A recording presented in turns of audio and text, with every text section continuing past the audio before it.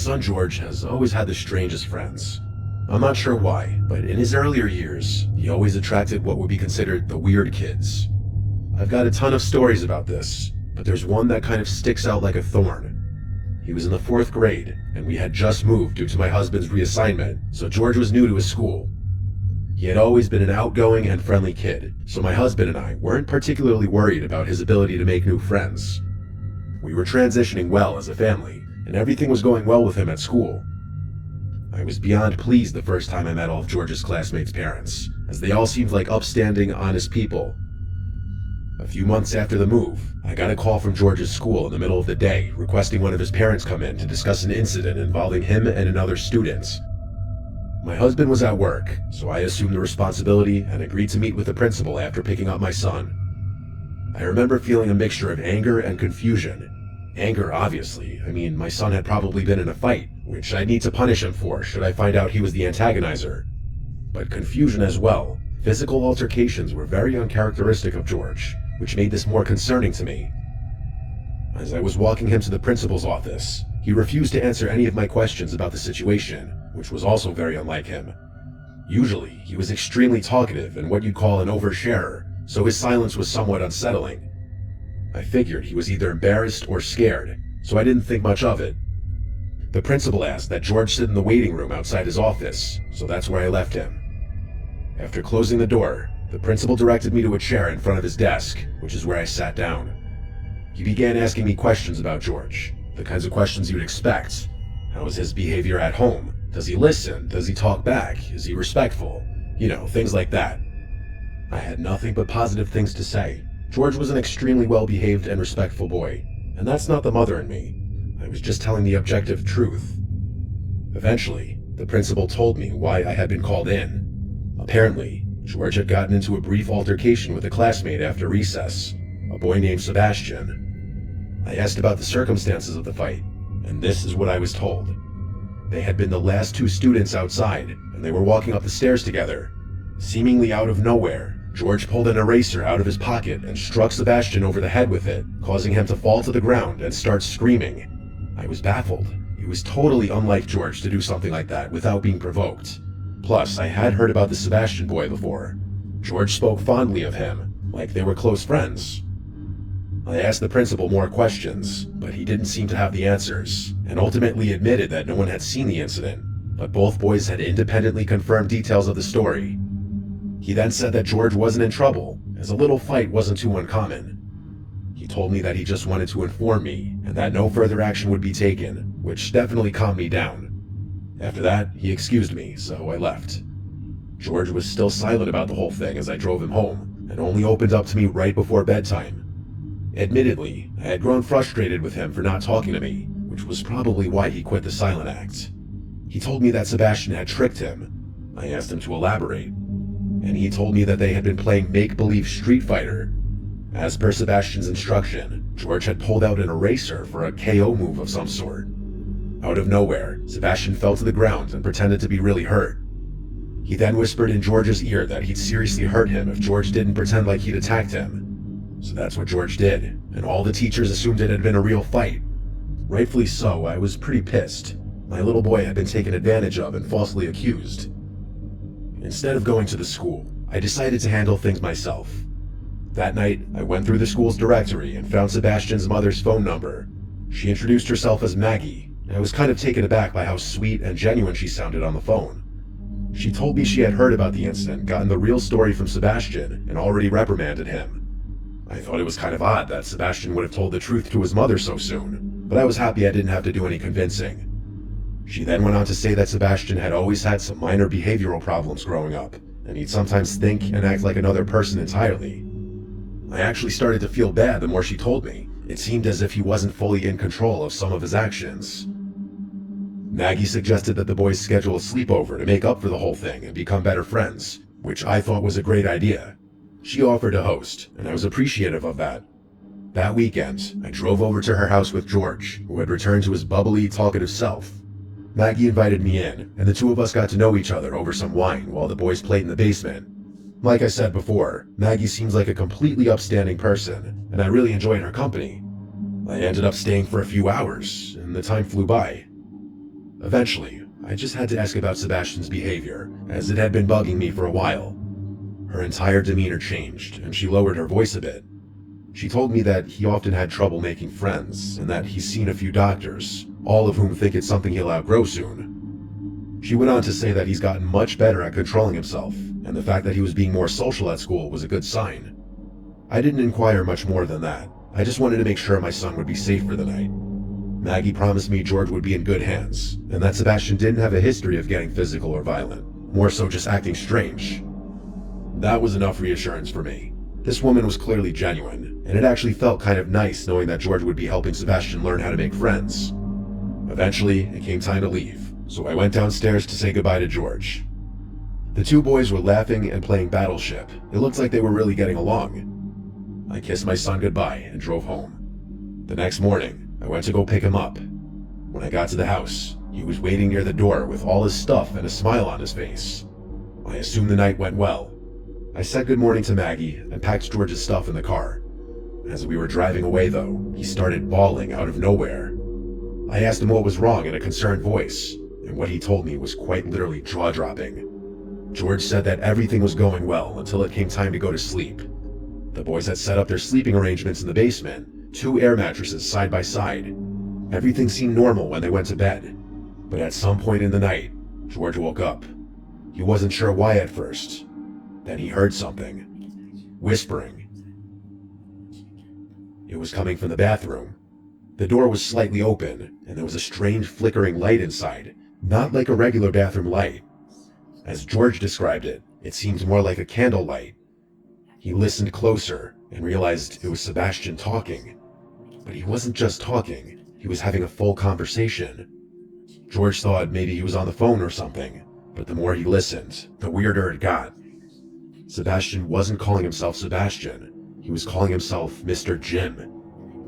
George felt frozen. It was like Sebastian thought he was someone else, and he wasn't talking to anyone, just the mirror. Then the candle went out. Everything was dark again. George squeezed his eyes shut, pretending to be asleep. A long time passed, and then he heard the bathroom door creak open. His stomach dropped when he heard whispering again, this time right above him. It went on for a while. George didn't understand the words. It didn't even sound like English. He just lay there, too scared to move. Eventually, Sebastian went back to bed like nothing happened. In the morning, he was totally normal again. George didn't dare ask him about it. When George told me what happened, I was horrified. My gut told me this wasn't just a case of childhood imagination. Something was wrong. I didn't know what to do, but I knew I had to tell someone. I called Maggie first. At first, she laughed it off, saying Sebastian has always been a creative kid, but as I pressed her, her voice faltered. Eventually, she admitted that his so-called behavioral problems were more serious than she let on. One psychiatrist had even suggested he was showing signs of multiple personality disorder. They had already moved twice before, she told me in a hushed tone, because Sebastian had been kicked out of school. I was stunned, furious even. Why the hell hadn't she told me this before? Why would she put my son in danger like that? Then she did something unexpected. She begged me not to notify the school. I didn't know what to say. Part of me wanted to respect her wishes, but another part of me knew that something was very wrong. I blurted out, okay, and hung up the phone before she could respond. I told myself I'd make my decision by the end of the week, but I never got the chance. That Monday, Sebastian full-on attacked another student at recess. It was serious enough that the school sent out a statement to all the parents, though they kept the details vague. By the end of the day, I found out that he had been expelled. I tried calling Maggie, but her phone had seemingly been disconnected. The situation was incredibly unsettling. Just days ago we had spoken, and now, suddenly, she was unreachable. I didn't even know what I wanted to say to her, just that I wanted to say something. There were no other numbers or emails in the school directory, just that one number that was now disconnected. A few days later, the curiosity got too overwhelming, so I bit the bullet and drove to her house. When I arrived, it was completely vacated. No moving trucks, no sign of a rushed departure, just gone. It didn't make sense. How could they have left so quickly? I tried looking them up, searching for any trace of them online. I found nothing. No forwarding address, no mention of them anywhere. It was like they had never existed at all. That was a long time ago, and George wasn't too badly affected by it. In all honesty, I think he's mostly forgotten about it. I haven't, though. I often think about what could have happened to my son that night in that basement, or what kind of things that kid Sebastian has been doing since.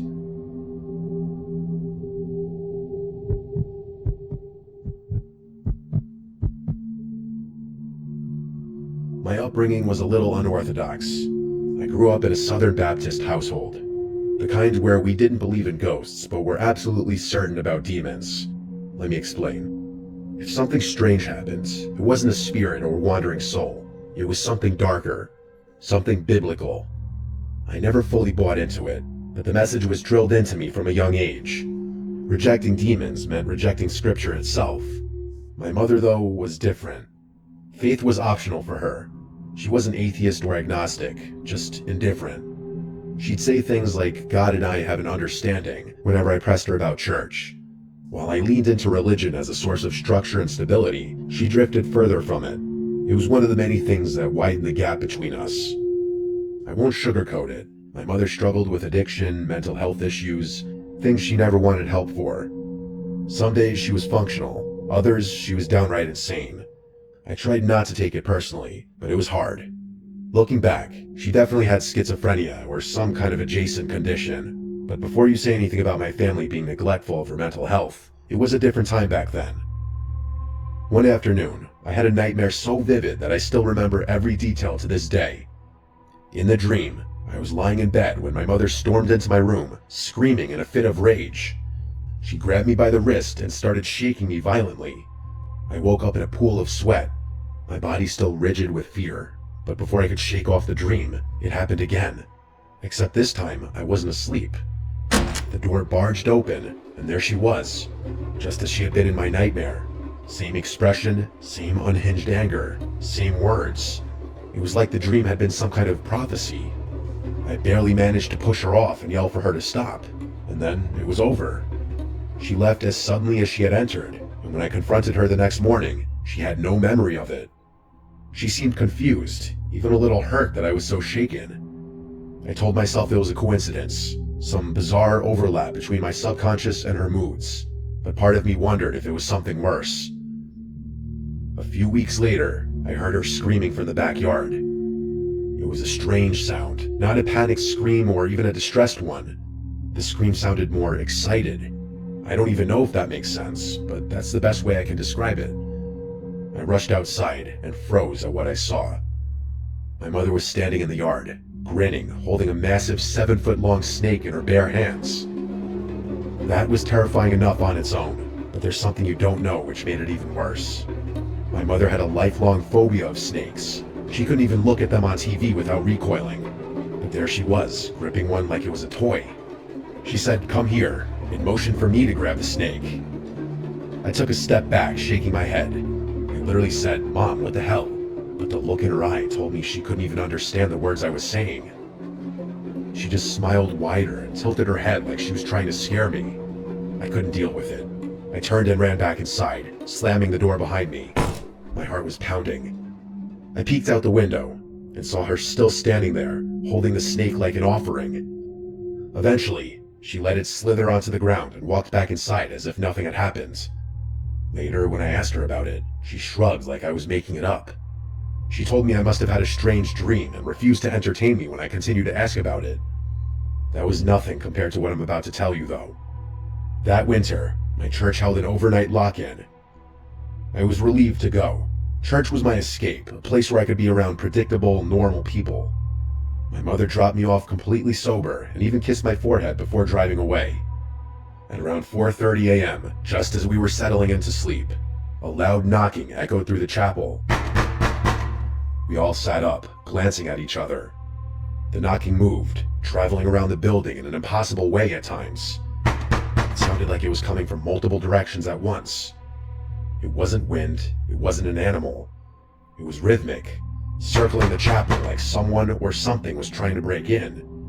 The pastor, the only one with a key, was asleep in his office and hadn't heard a thing. I ran to wake him, and as soon as he stepped into the chapel, the knocking stopped. He opened the front doors and literally stumbled back in fear.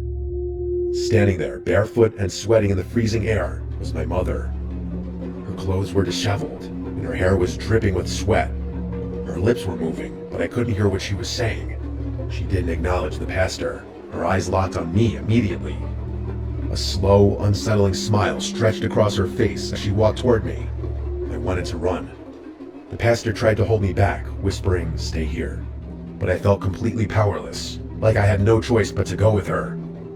I climbed into the car, afraid that she was going to do something, but she didn't. The drive home was silent. She didn't speak, didn't explain. She didn't answer when I asked why she was there. When we got home, she stopped in the doorway and just stared at me. She stood there silently watching me as I walked to my room. I closed the door, locked it, and lay awake for hours, listening. In the morning, she was in the kitchen cooking breakfast. She was cheerful and clearly oblivious to what had happened the night before. She jumped back when she saw me, saying she was just about to pick me up from the church. I felt the blood drain from my face. She had no memory of knocking on the church doors. No memory of driving me home. It was freaky. I expected someone, the pastor, a church elder, even one of the chaperones, to say something about what had happened, but no one did. It was like they didn't know what to make of it, or worse, they didn't want to. That's kind of the way people treated my mom back then. That was decades ago. She's gone now, but her memory is something that will never leave me, for better or for worse. I don't know if I believe in demons or the supernatural anymore, but I can't explain what happened. The logical explanation is that she was suffering from mental illness, maybe addiction withdrawal, or maybe something else entirely. But the memory lapses, the eerie timing, the way she acted like a different person some nights, it still haunts me. I tell myself there's a rational answer for all of it, but even now, I'm not sure I believe that.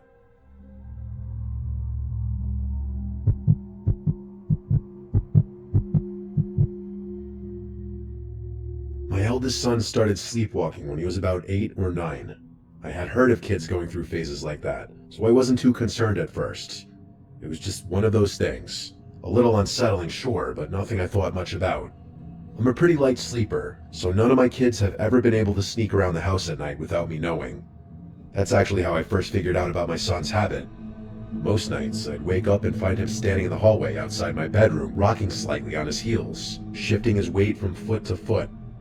His eyes would be open, but they weren't seeing anything. That was the one part that always got me.